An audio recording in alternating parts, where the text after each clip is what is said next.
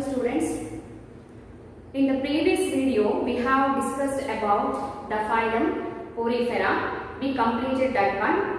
So these are the primitive multicellular organisms, and also we studied different characteristic features found in them, isn't it? Today we are going to study about the one more phylum, and these are the animals which comes under this phylum. They are slightly evolved from that of the Porifera. Okay, the next second phylum is the Coelenterata. Second phylum is Coelenterata.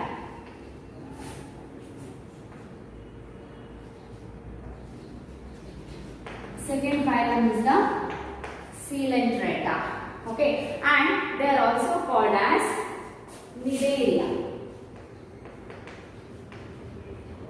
They are also called as Cnidaria. So Coelenterata, it is the old name. Okay, in olden days, this phylum is named as, or it is called as Coelenterata, and nowadays, recently, we are using the another name for this phylum, that is Cnidaria. Okay, see, come students, let us study about the characteristic features of these organisms which comes under the phylum Coelenterata. Okay, the first and the foremost characteristic feature the organisms exhibit belong to this phylum. They are the multicellular. So these are the first multicellular tissue grade or level of organization they are going to exhibit. Okay, see, these organisms are the first organisms they exhibit tissue grade of organization, isn't it? See, first multicellular organisms are the Poriferans, but their organization is in cellular level. They have cellular level of organization, but those are the first primitive multicellular organisms we call them. Okay, but coelentrates are the organisms they exhibit the tissue grade of organization.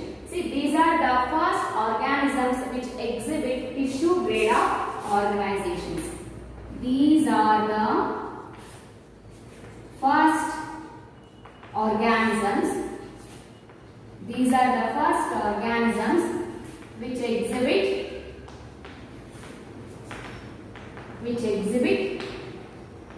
tissue level of organization. Tissue level of organization.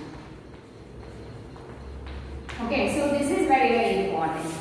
They exhibit tissue level of organization. These are the first organisms.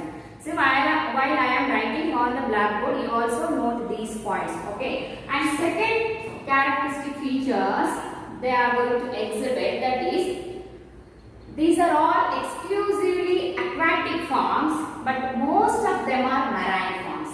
Exclusively aquatic. They are exclusively aquatic forms, aquatic, and most of them are marine. Okay, except Hydra. This is the freshwater coelenterate, except Hydra. So Hydra is the freshwater coelenterate. This is freshwater form. Okay, almost all the organisms are marine forms. That means they are living in sea or in ocean, except Hydra. It is the freshwater form. Okay, and third characteristic features they are going to exhibit, that is, they are radially symmetrical. They are radially symmetrical. What is the meaning of radially symmetrical? When we cut the body of that particular organism in any plane through the central axis from top to bottom. Okay, in any region, if we cut that organism from top to bottom through the central axis, it is going to give two equal parts. So that type of symmetry is called as radial symmetry. Okay, so this is the symmetrical body form. Okay, so they are exhibiting radial symmetry, and these are acoelomates. Acoelomates. Acoelomates means body cavity is absent in between the outer body wall and the inner alimentary canal. Okay, so mesoglea is found in between these two layers. Okay, so those are called as acoelomates. Coelom is absent, body cavity is absent in these. And fourth characteristic feature they are going to exhibit is these are diploblastic organisms. These are diploblastic.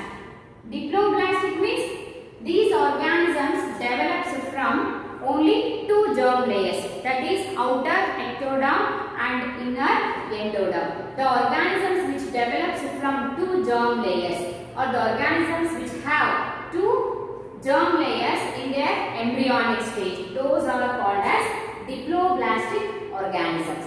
So these coelentrates are diploblastic in nature.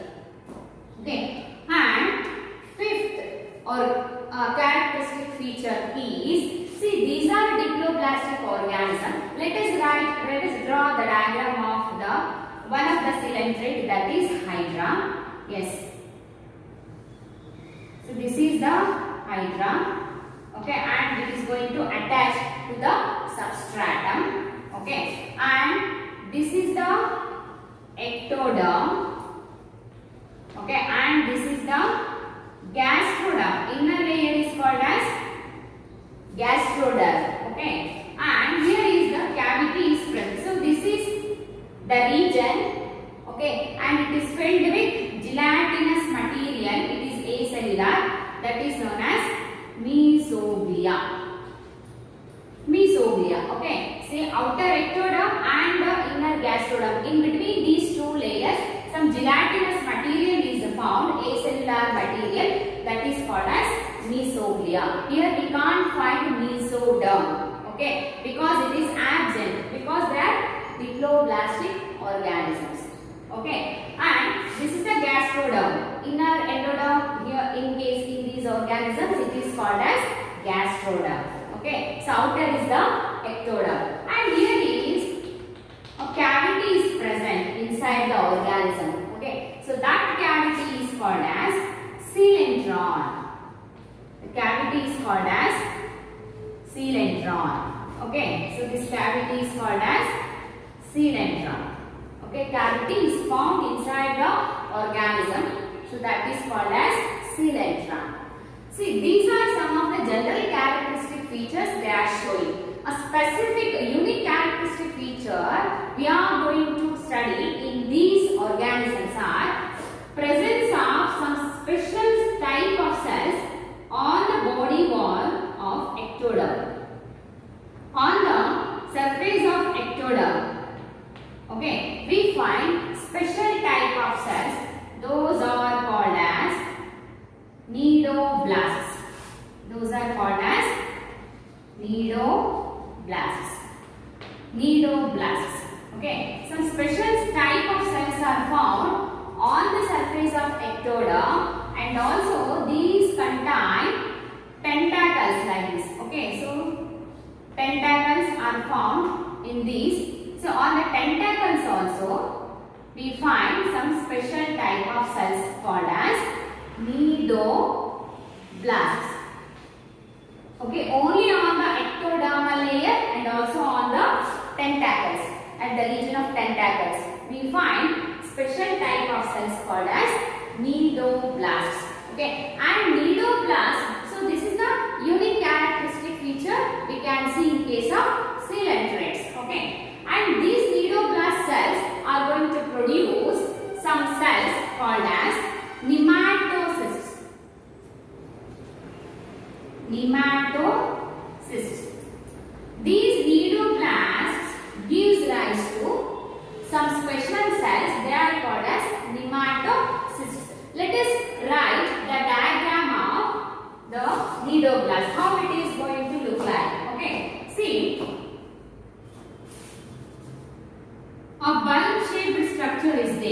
swollen structure is there at the bottom and it is extended by an elongated structure.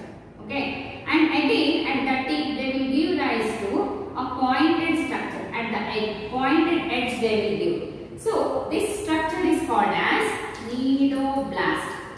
So this is the cnidoblast. We can find on the ectodermal region and also on the tentacles. Okay, and these cnidoblast cells, what they will form now? See, this is the swollen structure and this conical shape is there now.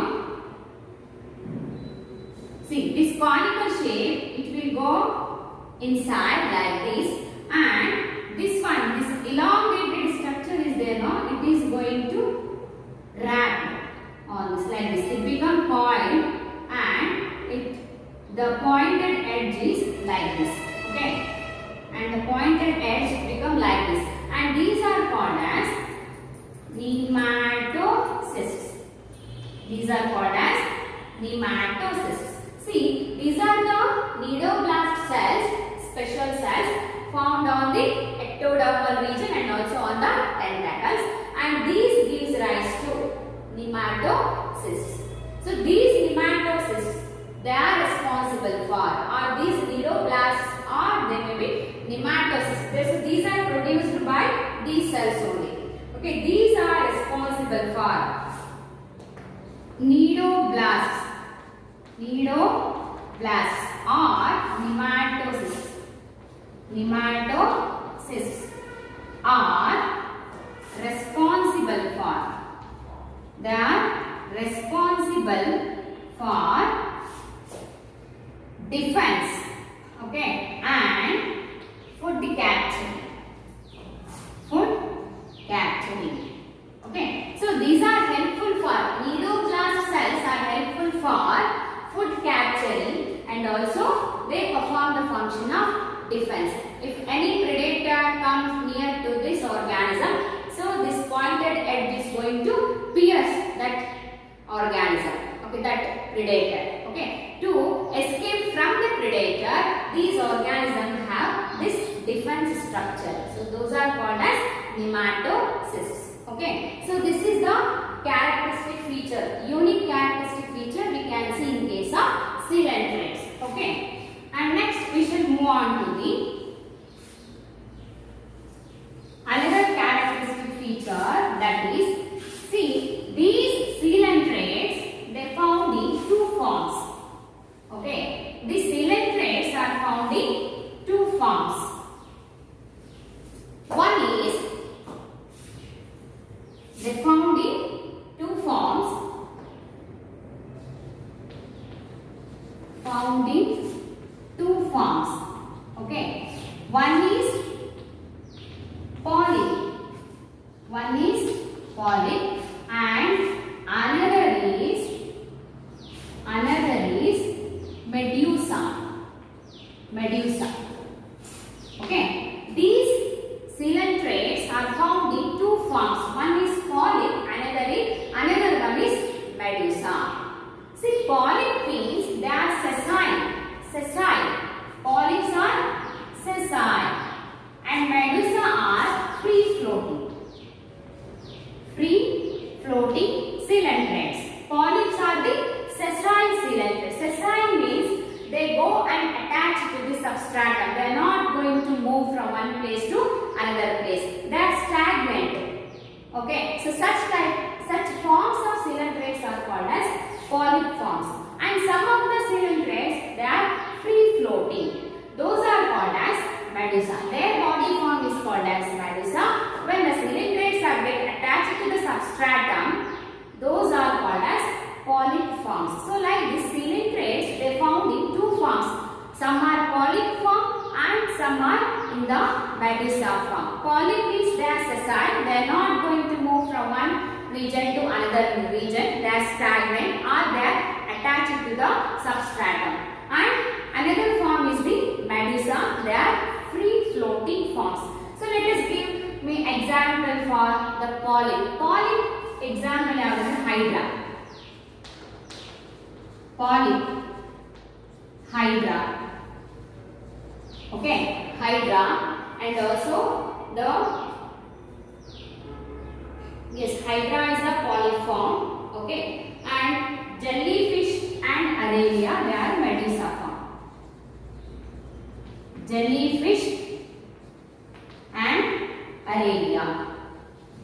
So these are the medusa form. Hydra, so it is not going to move from one place to another place. So it is attached to the substratum and becomes stagnant. Okay. And the medusa form cylindrids are jellyfish and the Aralia. So these two are the example from polyp and the medusa. So this is also one of the unique characteristic feature we can see in case of cylindrids. Next point. Some of the cylindrids, they can exhibit both the forms in their lifetime. Okay, some of the cylindrids are found in both the forms. They are exhibiting polyform and also they are exhibiting the medusa form. So such phenomenon is called as polymorphism. Some of the cylindrids are found. Some cylindrids are found in both the forms. In both the forms, that means polyp and medusa. Okay, some are exhibiting both the forms in their life cycle. Okay, so such phenomenon is called as both the forms, and such phenomenon is called as polymorphism. Polymorphism. Okay, so this is also very important regarding the cylindrids. Okay, and the organisms which are exhibiting both these forms, which are found in both these forms, polyp and medusa, they are going to exhibit the alternation of generation. Alternation of generation. They are exhibiting alternation of generation. Okay. Which organisms? The cylindrids which exhibit which are found both the polyp and medusa form. Okay. See, in the earlier stages, these cylindrids are in the polyp form. As they grow, they will become medusa. So, in the earlier stages, when they are in young stage, they are polyp. That means they get attached to the substratum. As they grow, okay, as they attain maturity, at that time, the polyp form is converted into medusa form. That means they start to float. They will become free-floating organisms. The cylindrids which are exhibiting both the forms, both the body forms, they show alternation of generation. That means, so during reproduction, polyp form exhibit asexual reproduction and medusa form exhibit sexual reproduction. See, the parental body in polyp, it is called as gametophyte, and here it is called as the sporophyte, like this. Okay. See, here it is haploid in nature and it is diploid. Okay. So like this polyp and medusa, they are exhibiting. They are polyforms, they are exhibiting asexual mode of reproduction, and the medusa exhibiting the sexual mode of reproduction. So that's why this is called as alternation of generation. These organisms are exhibiting alternation of generation. Okay. And next, see, this phenomenon is called as metagenesis. Metagenesis. What is meant by metagenesis?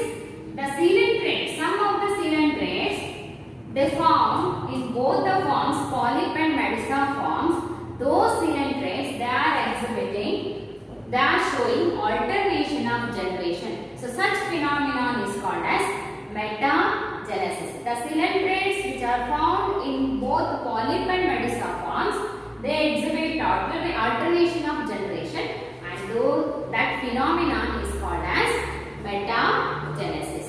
Okay. And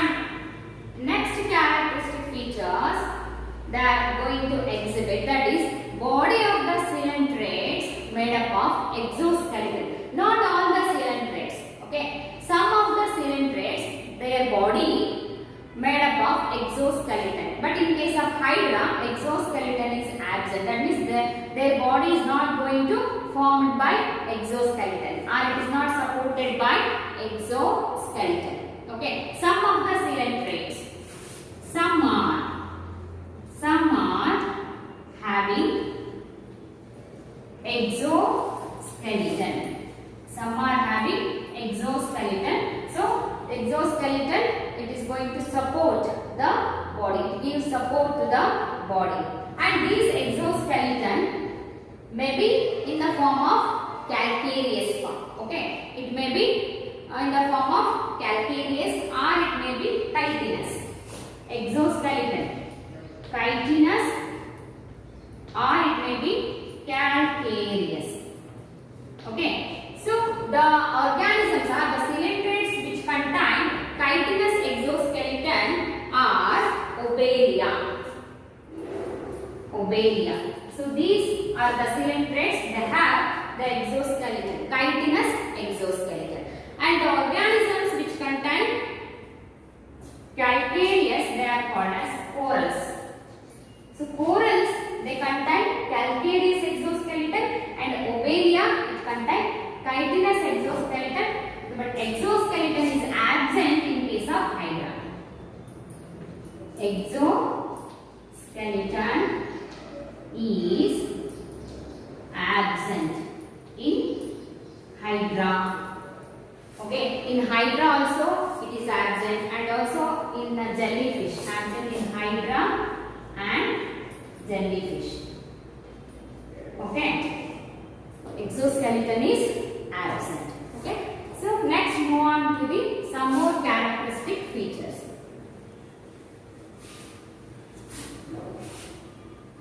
What about digestion, respiration and excretion in these organisms? So digestion is both extracellular and intracellular. Digestion is intracellular and also extracellular. Digestion is intracellular and extracellular. Digestion may take place inside the cell and also outside the cell. What about respiration and excretion? Respiration and excretion, physiological processes, they do not exhibit that means these organisms do not contain a proper organs for these respiration and excretion processes, because they are exhibiting tissue level of organization, isn't it? A special type of tissues are not found for these processes, but respiration and excretion takes place through the body surface. Respiration and excretion is through body surface. Is through body surface. Okay, and see these excretion, the nitrogenous waste they are going to excrete during excretion, and the nitrogenous waste are ammonia. Okay, ammonia. The coelentrates, they are excreting the nitrogenous waste. Is the ammonia is the nitrogenous waste in these organisms. So that's why these are called as ammonotelic. Ammonotelic organisms, because these organisms excreting ammonia as their nitrogenous waste.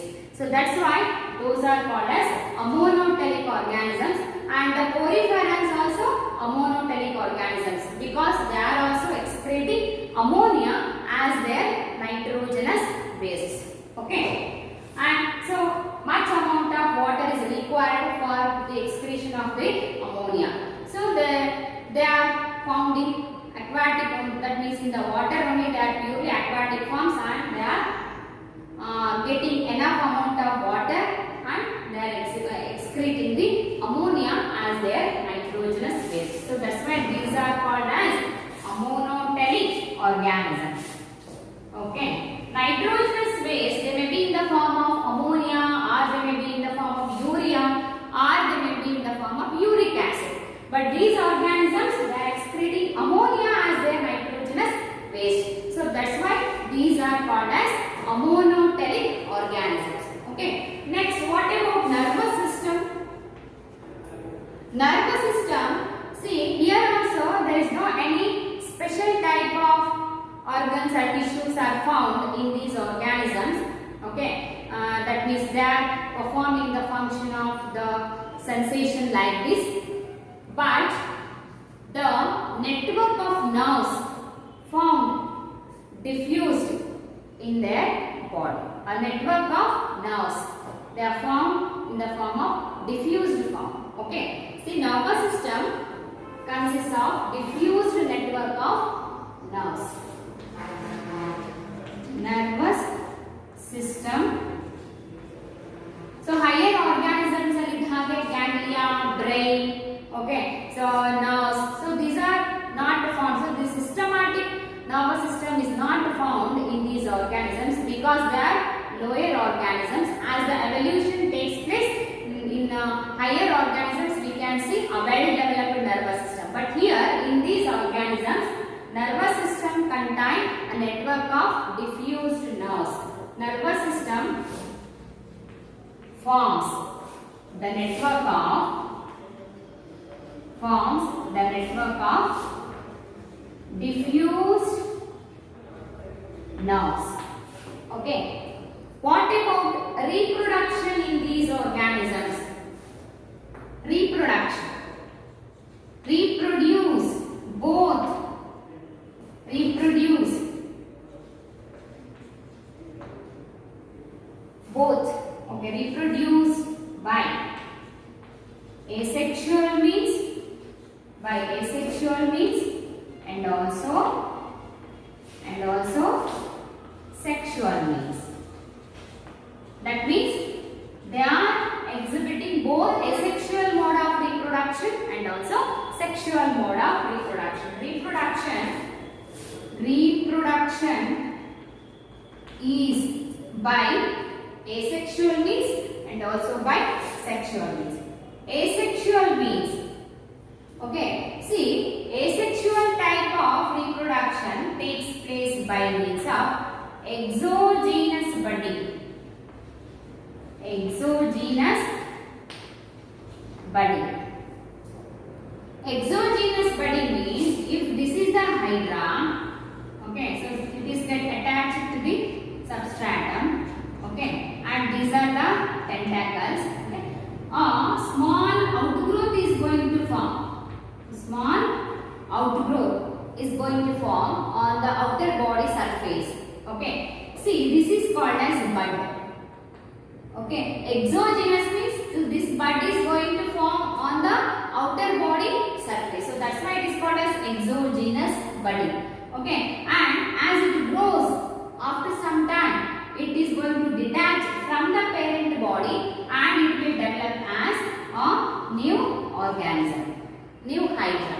So this type of reproduction is called as exogenous budding. Okay, and sexual reproduction is by means of formation of gametes. Okay, gamete formation takes place here, fusion takes place and further development occurs. Okay, fertilization takes place and there may be direct or indirect development can take place. Some are exhibiting direct development and some are exhibiting indirect development. Indirect means there must be presence of larva stage. The larva of coelentrates is called as development. Development is direct or indirect. Development may be direct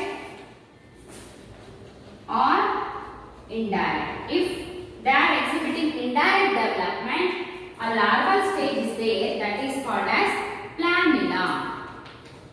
In indirect development,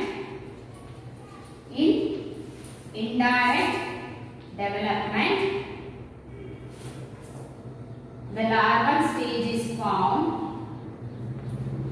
The larval stage is found, that is called as planula.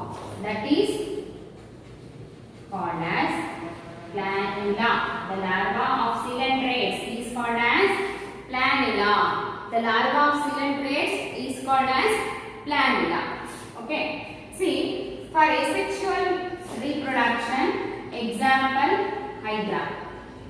Okay, hydra. So they are exhibiting asexual mode of reproduction, and some organisms they are exhibiting sexual mode of reproduction.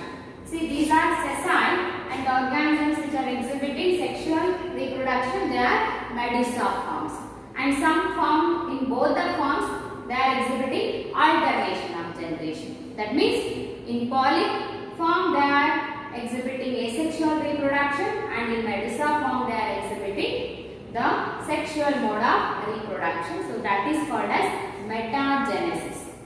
Okay, and so this is about the coelentrates. Okay, so you must remember some of the unique characteristic features shown by the coelentrates. Okay, coelenterate is an older name, and nowadays we are calling this phyla as Cnidaria. Okay, and these are the first organisms which are exhibiting tissue level of organization, and radially symmetrical, they are diploblastic, acylomates, they are common, but presence of cnidoblasts on the ectodermal layer and also on the tentacles, they are going to form a special structures known as nematocysts. They perform the function of, or they are helpful for defense and also for food capturing. Okay, and they found in two forms, two body forms we can see, polyp and Medusa. Polyp means they are sessile, and Medusa means they are free floating. Some are exhibiting polyp form and some are exhibiting Medusa form. But some coelentrates they found in both the two forms. Okay, in the earlier stages they are showing polyp body form, and as they grown, they are exhibiting the Medusa form. Okay, and in this form we can see the alternation of generation. So that phenomenon is called as metagenesis. So that is also one of the unique characteristic feature. If the organisms are found in more than two forms, that phenomenon is called as polymorphism. So that is also one of the unique characteristic feature we can see in case of coelentrates. Okay, and the asexual and sexual mode of reproduction we can see in case of the coelentrates. Okay, so asexual reproduction we can see in case of polyp form, and sexual reproduction we can see in the Medusa form. And organisms which found in both the forms, they are exhibiting alternation of generation. They are exhibiting both asexual and sexual mode. Okay, so and the development may be direct or they may be indirect. Indirect ಅಂತಂದ್ರೆ larval form ಇರುತ್ತೆ ಮಧ್ಯದಲ್ಲಿ. So they directly develops as an adult form. So the larva of the coelentrate is called as planula. Okay, so let us give me some examples for coelentrates. Example, that is hydra freshwater polyp. Let me write from the top. Okay, examples for coelentrates. Write down the examples for coelentrates. So children, you should remember all these characteristic features, because we are knowing about the different organisms which are found in different habitats. Okay, see, we should very curious about knowing all these things. Okay, see, you should not know these things for examination purpose. You should know these things with curiosity. So then only you are going understand the characteristic features which are found on this that earth. Okay, there may be aquatic forms, there may be terrestrial forms. In aquatic forms only we find enormous varieties of organisms, isn't it? From lower level we are learning which type of organisms, which type of animals are found around us. Okay, see, we are the human beings, most advanced evolved organisms we are. But under human beings, so many different varieties of animals are found, isn't it? So, as a biology student, okay, so we should curious about the things which are taking place around us. Okay, so with curiosity, you may read. If you read with curiosity, if you know with curiosity about all these things, so I think it not become difficult. Okay, it may not be difficult to you people to know about the organisms. Okay, see, you should not read the biology as a subject. Okay, so when the subject and the biology na odak hogಬೇಡ್ರಿ. So with curiosity, so ನಮ್ಮ ಸುತ್ತಮುತ್ತ ಏನಿದೆ ಅನ್ನೋದನ್ನ ತಿಳ್ಕೊಳ್ತಿದೀವಿ ಅನ್ನೋಂತ mind set ಇಟ್ಕೊಂಡು ಓದ್ಕೊಳ್ಳಿ. So ಹಾಗಾದಾಗ interest ತಾನಾಗಿ create ಆಗುತ್ತೆ. So interest ಇತ್ತು ಅಂತಂದ್ರೆ the concepts also will become very easy to you people. Okay, easy ಆಯ್ತು ಅಂತಂದ್ರೆ so that leads to that means we can keep those concepts in our mind for a long time. Okay, so ಹಾಗಾಗಿ biology ಕಷ್ಟವಾದ subject ಅಲ್ಲ, very easy. But ನಾವು examination point of view ಇಂದ ಓದಬಾರ್ದು. So ನಾವು ತಿಳ್ಕೊಳ್ತಾ ಇದ್ವಿ ನಮ್ಮ ಸುತ್ತಮುತ್ತ ಏನಿದೆ, ಎನ್ವಿರಾನ್ಮೆಂಟ್ ಅಲ್ಲಿ ಏನಿದೆ ಅನ್ನೋದನ್ನ ತಿಳ್ಕೊಳ್ತಾ ಇದ್ವಿ. So other organisms are also living with us. We also animals. Okay, so along with us some other varieties of organisms are also living. ಅವುಗಳ ಕ್ಯಾರೆಕ್ಟರಿಸ್ಟಿಕ್ ಫೀಚರ್ಸ್ ಬಗ್ಗೆ ತಿಳ್ಕೊಳ್ಳೋದು. So it's our duty, isn't it? They are also living on this earth along us. Okay, so they have also rights to live on this earth along with us, isn't it? And they are also showing varieties of characteristic features. Okay, so that we should know. Okay, so with curiosity you read the biology, then only you feel very easy. Okay, see, we already studied the characteristic feature of Porifera, so that is the lowest phyla in the animal kingdom. Okay, the organisms which comes under the Porifera, they are lowest organisms in the animal kingdom. Okay, and next to the Porifera, so the organisms which undergo some evolutionary tasks. Okay, and then the coelentrates will come upon them. Okay, coelentrates are the organisms which are slightly evolved by the Poriferans. Okay, and they are also exhibiting some characteristic features. If we compare Poriferans and the coelentrates, almost same characteristic feature we can find, but some special type of characters also shown by the coelentrates, isn't it? Okay, so please remember all these characteristic features. Okay, and some unique features also you are going to remember. Okay, in NEET and in KCET they are focusing on this unique characteristic features. They are not going to focus on general characters. Radially symmetrical, bilaterally, acylomates, coelomates, these are all aquatic, marine. So like this, these are all the general characteristic features. But you should know about some unique features. You should remember those unique features exhibited by different phyla in animal kingdom. Okay, water canal system is the unique characteristic feature of Porifera. Presence of nidoblasts are the characteristic feature of coelentrates. Like this, some unique features you are going to remember. Okay, let us study about the examples of the coelentrates. Hydra. So this is free floating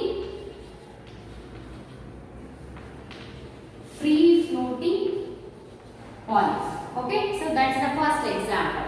Next, Physalia. Physalia. The common name for Physalia is Portuguese man of war. Portuguese man of war. The common name for this. And third example is Pinhelia. Pinhela sea pen.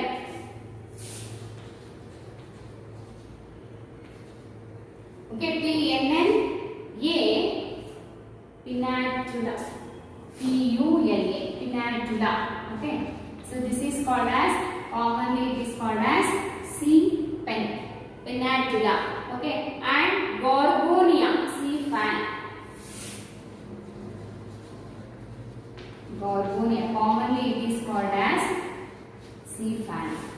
2, 3, 4. Okay. And fifth one is the Aralia jellyfish. Aralia jellyfish. Okay. Sixth one is Fungia mushroom coral. Fungia common name is mushroom corals. Okay. And next Adamsia.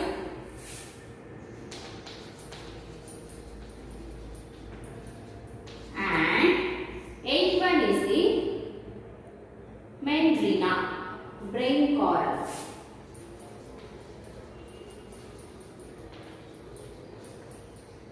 Common name is brain coral. Okay, so these are some of the examples for coelentrates. They are also very different in their morphological features. Okay, see, one is not the same as the another one. They are also exhibiting diversity in their structures. Okay, see, these different forms of coelentrates are found, okay, in the aquatic habitat. Okay, children, here we finished the characteristic feature of coelentrates. In the next class, I will take the characteristic feature of another phylum, that is Ctenophora. Thank you.